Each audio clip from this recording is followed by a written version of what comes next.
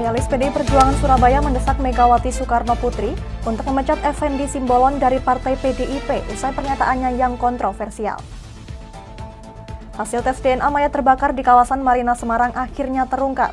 Hasil tes DNA adalah identik 100% dengan Iwan Budi Prasetyo yang seharusnya menjadi saksi kasus korupsi. Kini Satlantas Polrestabes Surabaya dapat melakukan tilang hanya dengan memotret dengan menerapkan etel mobile gadget. Selamat sore pemirsa, selama 30 menit ke depan kami akan menemani Anda bersama saya Amanda Soraya. Inilah kabar Indonesia.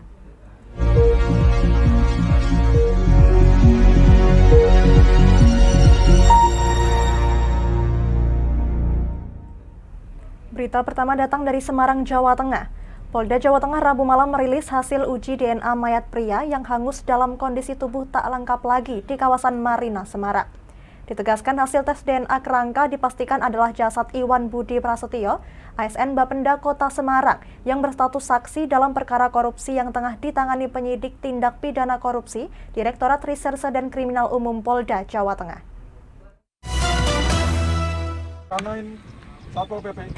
Teka-teki siapa jasad pria tewas terbakar bersama satu unit sepeda motor di kawasan Marina Kota Semarang akhirnya terjawab berdasar hasil Scientific Crime Investigation yang dilakukan polisi di Semarang. Polda Jawa Tengah pada Rabu malam merilis hasil DNA jasad pria yang berdasar hasil tes DNA yang diambil dari sampel jenazah di lokasi diketahui identik dengan sosok Paulus Iwan Budi Prasetyo, ASN Bapenda Kota Semarang yang menghilang secara misterius sejak 24 Agustus yang lalu atau sehari menjelang jadwal pemeriksaan perkara tindak pidana korupsi yang ditangani penyidik Direktorat Reserse dan Kriminal Umum Polda Jawa Tengah. Kabid Humas Polda Jawa Tengah Kombes Pol M. Iqbal Al-Kudusi mengatakan, dari hasil tes DNA dari kerangka jenazah yang ditemukan di Marina dan sampel anak Iwan Budi Paulus diketahui identik 100%. Tes DNA dilakukan tim Puslap 4 Mabes Polri dari 5 sampel yaitu tulang iga korban, tulang klavikula serta sampel 2 DNA anak laki-laki dan sampel DNA anak perempuan. Baik rekan sekalian, malam hari ini kita akan sampaikan progres terkait penemuan mayat tanpa kepala yang dibakar di Marina beberapa waktu yang lalu terkait dengan hasil tes DNA yang dilakukan oleh Puslapor Mabes Polri. Informasi dari Kapuslapor Semarang bahwa sampel ayah biologis dan sampel dari anak-anak yang sudah kita ambil hasilnya adalah identik. Jadi dapat kita pastikan bahwa mayat yang ditemukan di Marina tersebut adalah saudara Iwan Budi. Kemudian sampai saat ini Polri masih melakukan pendalaman terhadap beberapa saksi dan alat bukti yang kita temukan. Mudah-mudahan kita berdoa bersama kasus ini dapat segera diungkap. Dan tentunya kami dari Polda Jateng mengucapkan bela sungkawa yang dalam-dalamnya atas meninggalnya saudara Iwan Budi pada keluarga. Hasil DNA itu tak meleset dari dugaan awal. Berdasar olah tempat kejadian, temuan barang bukti, serta identifikasi pada hari pertama penemuan jasad pria korban pembunuhan yang ditemukan tewas di kawasan Marina, Semarang. Saat melakukan olah tempat kejadian, polisi menemukan tag name bertuliskan nama lengkap Iwan, dan pada sepeda motor yang ikut hangus terbakar didapati fakta plat nomor serta nomor rangka sepeda motor adalah kendaraan dinas berplat merah milik Pemkot Semarang yang sehari-hari dikendarai korban. Terkait penyebab kematian korban, Polda Jawa Tengah menyatakan saat ini tim gabungan Subdit Jatanras Polda Jawa Tengah bersama Satreskrim Polrestabes Semarang yang di-backup tim Bareskrim Mabes Polri masih melakukan pendalaman penyelidikan. Saat ini ada 14 saksi yang sudah dimintai keterangan, yaitu 8 dari keluarga korban, 3 rekan kerja dan 3 saksi di TKP penemuan mayat. Dari Semarang, Henufan, Lingkar TV, melaporkan. Ya, kita beralih ke Bandung, Jawa Barat. PT KAI Daerah Operasional 2 Bandung menggelar penertiban sejumlah bangunan yang lahannya merupakan aset PT KAI.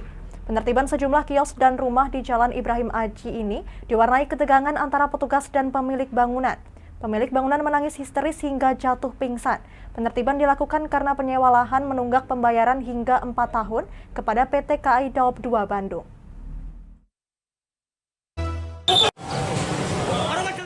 Inilah proses eksekusi lahan milik PT KAI Daop 2 Bandung di kawasan Jalan Ibrahim Aji, Kota Bandung, Jawa Barat.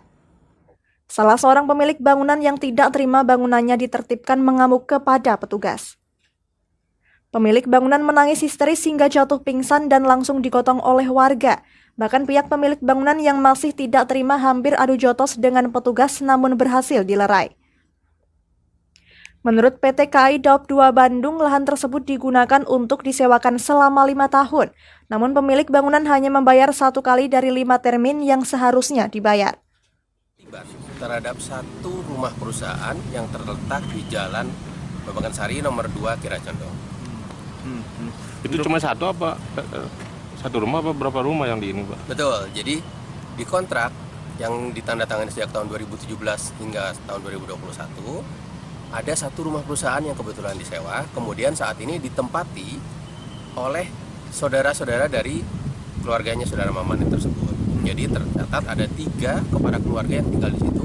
Berikut di depannya terdapat 7 kios yang dibangun oleh mereka dan kemudian mereka sewakan. Total bangunan satu rumah perusahaan yang dihuni oleh 3 orang serta ada 7 kios di depannya. Lahannya berapa sih, Pak? Total lahannya? Jumlah total lahan sebanyak 755 meter persegi. Untuk tahun 2017 ya, Pak? Ya, jadi disewa oleh saudara Maman. Saudara Maman berkontrak dengan kami di PT Kereta Api Indonesia sejak tahun 2017 hingga tahun 2021. Selama masa kontrak tersebut, mereka hanya 1 kali melakukan pembayaran, artinya pada termin pertama dari 5 termin yang ada. Selebihnya mereka tidak melakukan pembayaran terhadap PT Kereta Api.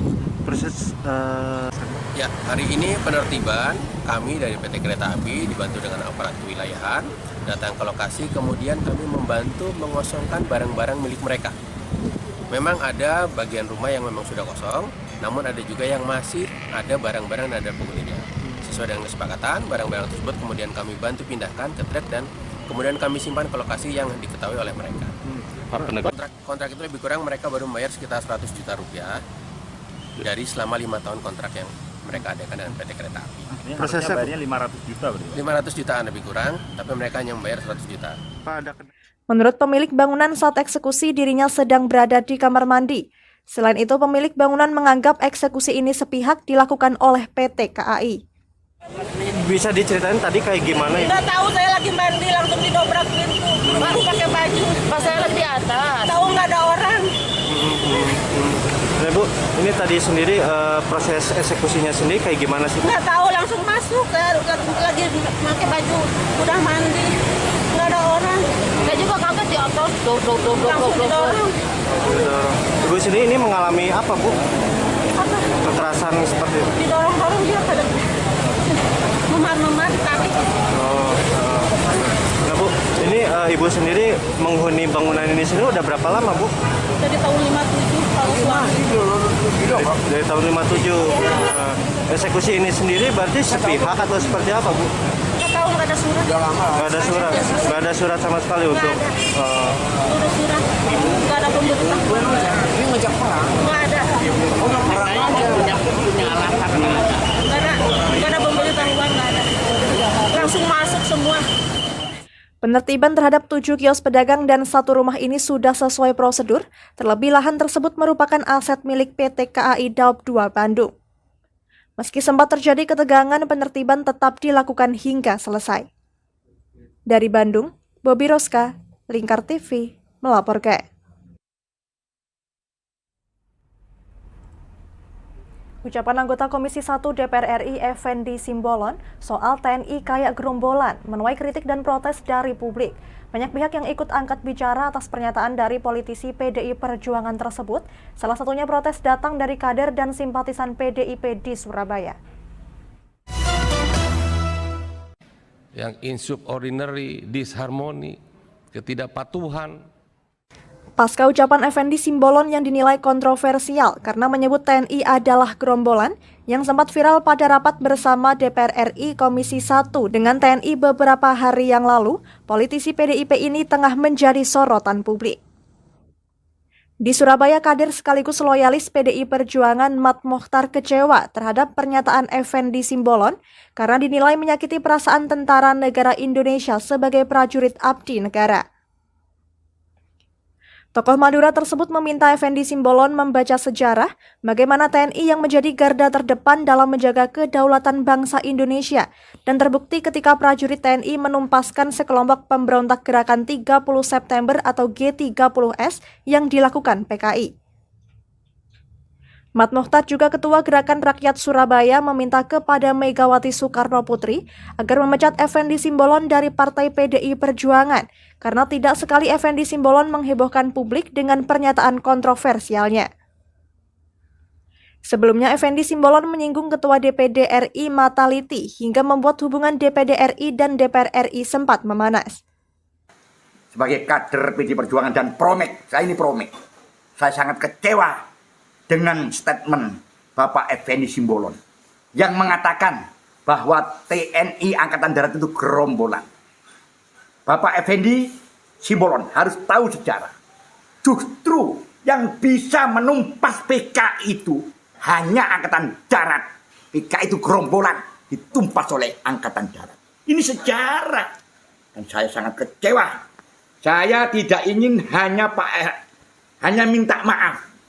Rakyat sudah terluka. Tentara Angkatan Darat sudah terluka. Saya mohon kepada Ibu Haja Megawati Soekarno Putri agar segera memecat Effendi Simbolon dari keanggotaan DPR, baik anggota maupun dari DPR RI. Saya tidak sudi punya perwakilan seperti dia. Dia itu mewakili siapa? Ya, 2 bulan yang lalu ribut sama Lanyala. Juga statementnya nggak sopan, menyinggung perasaan orang. Tolonglah Bapak Effendi Simbolon, belajarlah menghargai dan menghormati orang lain. Tolong belajar itu. Diketahui pernyataan kontroversial Effendi disampaikan dalam rapat bersama Andika, Wamenhan Muhammad Herindra, dan Kepala Staf Angkatan Kecuali Dudung di Komisi 1 DPR RI Senayan, Jakarta Pusat pada Senin kemarin. Dari Surabaya, Sultan As-Sauki, Lingkar TV, melaporkan. Kami akan jeda sejenak pemirsa, tetap bersama kami di Kabar Indonesia.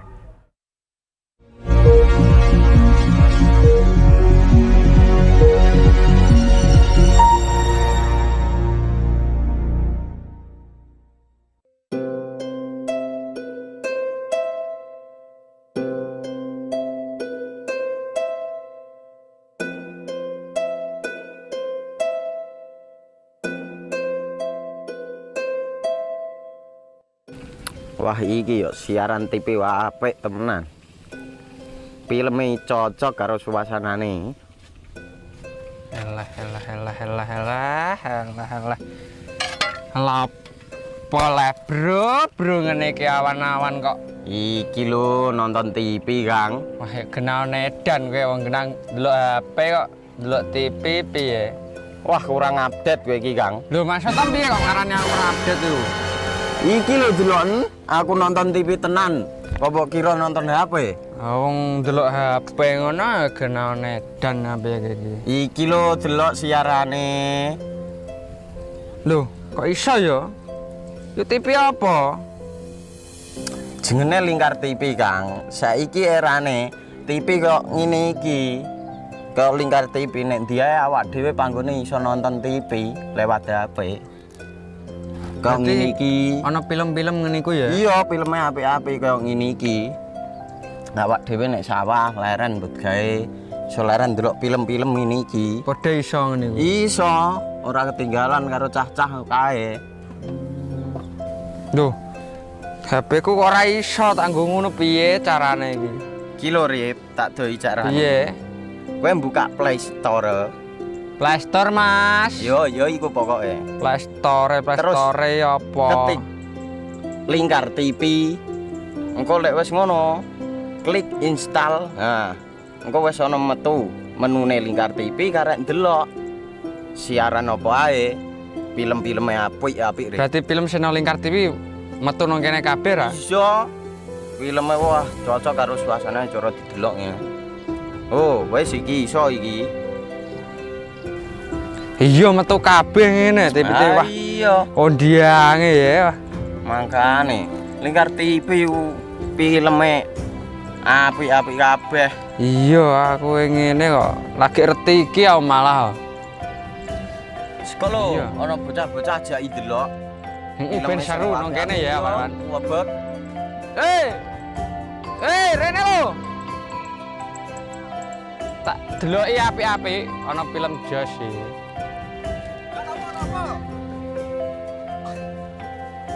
Rene go Rene.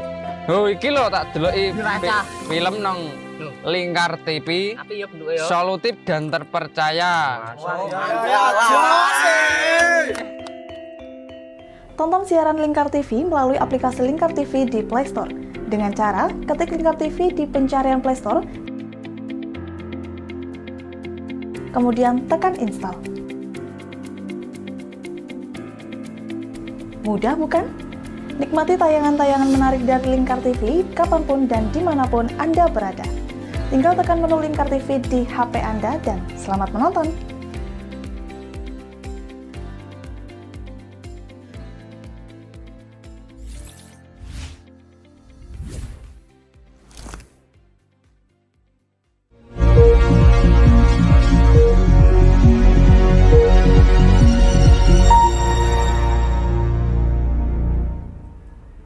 Ya, masih di kabar Indonesia, petugas Satlantas Polrestabes Surabaya mulai menerapkan inovasi bernama Electronic Traffic Law Enforcement atau ETL Mobile Gadget untuk menekan angka kecelakaan lalu lintas di jalan raya. Teknisnya, petugas nantinya akan langsung memotret melalui perangkat seperti handphone bila terdapat pelanggaran lalu lintas. Kemudian data elektronik tersebut akan dijadikan bukti penilangan yang akan dikirim langsung ke alamat pelanggar. Petugas Satlantas Polrestabes Surabaya kini punya terobosan unik untuk menekan angka kecelakaan lalu lintas, yakni dengan menerapkan ETL Mobile Gadget. Terobosan ini merupakan metode baru tilang elektronik berbasis teknologi gadget. Nantinya petugas hanya perlu memotret pelanggaran lalu lintas, kemudian bukti ini diinput petugas sesuai klasifikasi pelanggaran yang ditentukan, dan dikirim ke petugas di back office untuk proses validasi dan mengeluarkan surat pemberitahuan. Kemudian setelah selesai surat tilang atau pemberitahuan muncul dan akan dikirimkan ke alamat masing-masing pelanggar. Seperti ini misalnya, petugas lantas yang sedang berpatroli tiba-tiba melihat muda-mudi yang tidak memakai helm. Pelanggaran itu kemudian dipotret dan diinput ke sistem ETL. Tak hanya pelanggaran itu saja yang menjadi sasaran ETL Mobile Gadget, pelanggaran lalu lintas lain seperti parkir sembarangan, menerobos traffic light, hingga melawan arus tak luput dari jepretan kamera ETL Mobile Gadget. Kasat Lantas Polrestabes Surabaya Kompol Arif Fazur Rahman mengatakan, kehadiran ETL Mobile Gadget ini untuk melengkapi teknologi ETL yang sudah ada, yakni yang sudah terpasang di tiap-tiap traffic light. Bahkan bentuknya kini lebih portable sehingga memudahkan petugas di lapangan untuk mengabadikan pelanggaran-pelanggaran lalu lintas tanpa perlu ada kontak langsung dengan pelanggar. Baik, perlu saya jelaskan bahwasanya ETL Mobile Gadget adalah peralatan atau gawai khusus yang diperuntukkan petugas di lapangan yang mana dapat membantu petugas mengcapture, mengabadikan bukti pelanggaran, dan kemudian bukti pelanggaran tersebut bisa otomatis langsung terkirim ke back office kita ETL, lalu kemudian dari back office nanti akan melakukan verifikasi terhadap pelanggaran tersebut, apakah benar pelanggaran terjadi sesuai dengan temuan petugas dan dicocokkan dengan identitas pemilik kendaraan berdasarkan database ERI atau database Ranmor, sehingga surat konfirmasi akan dicetak dan kemudian dikirimkan ke alamat terduga pelanggar. Dan sebelumnya kan sudah ada ETL sama Incar, ini melengkapi atau memang ini baru? Ini melengkapi. Jadi ETL terbagi menjadi dua metode, yaitu ETL statis dan ETL mobile. ETL statis di kota Surabaya ada 59 titik kamera ETL statis yang tersebar. Sedangkan ETL mobile di Surabaya sendiri kita sudah punya ETL mobile dalam bentuk mobil Incar itu juga sudah operasional, dan kemudian ini adalah etle mobile gadget yang dalam bentuk lebih portable lagi karena bentuknya seperti gawai, sehingga penggunaannya ini lebih ke petugas motoris. Jadi petugas patroli kita yang menggunakan kendaraan bermotor berdua, berboncengan. Jadi bukan dia sambil nyetir, sambil pakai HP, tidak seperti itu. SOP-nya adalah petugas itu berboncengan di belakang, maka yang di belakang nanti apabila berpatroli menemukan pelanggaran, mereka tinggal mengabadikan atau mengcapture pelanggaran tersebut yang kasat mata. Nah, langsung pelanggaran tersebut akan dikirimkan melalui sebuah aplikasi ke back office. Dan back office nanti akan memverifikasi pelanggaran tersebut, apakah benar pelanggaran, kemudian mencocokkan dengan tadi yang saya bilang database landmark. Kira-kira seperti itu. Bentuknya itu sebenarnya handphone atau seperti apa? Atau alat khusus atau seperti apa? Oke, bentuknya gawai menyerupai HP, ya, tapi bukan HP karena gawai ini atau gadget ini tidak bisa digunakan untuk menelepon, tidak bisa diinstal aplikasi apapun, hanya khusus diperuntukkan membuka satu aplikasi untuk mengcapture pelanggaran dan terintegrasi langsung dengan aplikasi etle nasional yang berada di pusat data di Telantas Polda Jatim dan pusat data di Korlantas Polri. Kompol Arief juga menegaskan perangkat yang digunakan etel mobile gadget ini bukan handphone, melainkan gadget khusus mirip dengan handphone yang hanya bisa diisi aplikasi etel. Meskipun saat ini penerapan etel mobile gadget masih sebatas sosialisasi, sistem etel tetap akan mengirim surat bukti pelanggaran ke rumah para pelanggar agar menjadi warning kepada masyarakat untuk tetap mematuhi rambu lalu lintas yang ada. Dari Surabaya, Sultan As-Sauki, Lingkar TV, melaporkan. Ya, dalam pemberian pakan ternak sapi umumnya pakan yang diberikan berupa rumput segar, rumput lapang, rumput gajah atau jerami padi. Tapi bagaimana kalau ternyata porsi makanan sapi juga bisa didominasi oleh minuman yang berasal dari sisa rebusan kedelai? Bahkan air rebusan kedelai ini dimanfaatkan untuk mengembukan sapi. Untuk itu kami hadirkan liputannya untuk Anda.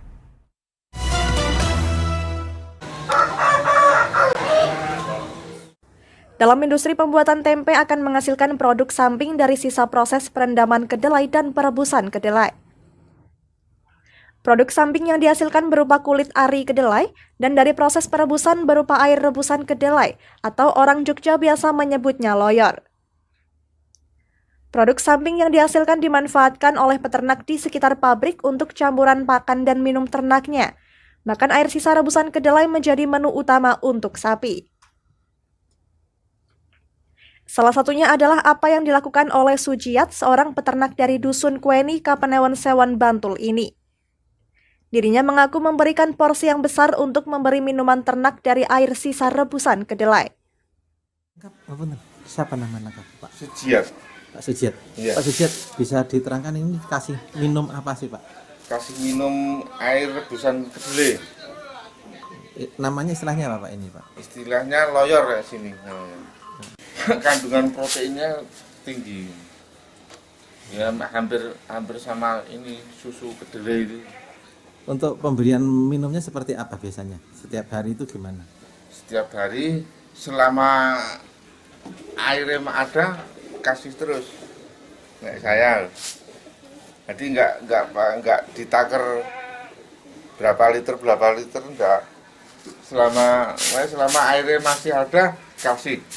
Katanya dokter itu kandungannya gizi jerami 1 tali sama air loyor 1 jerigen, kandungannya gizi banyak 1 jerigennya itu.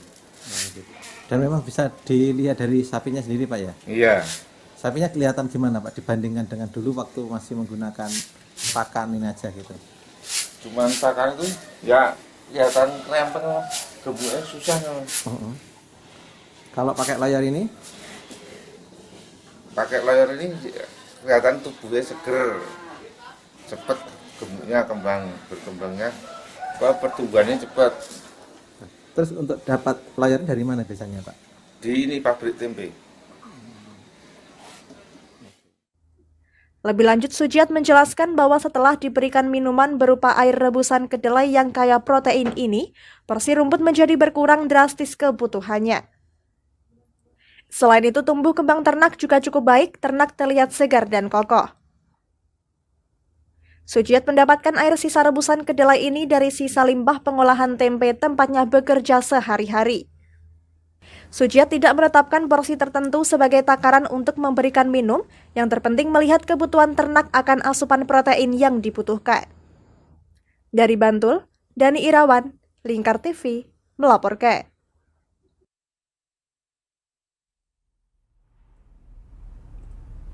Ya, demikian kabar Indonesia. Saya Amanda Soraya dan seluruh kru yang bertugas pamit dari hadapan Anda. Terima kasih dan sampai jumpa.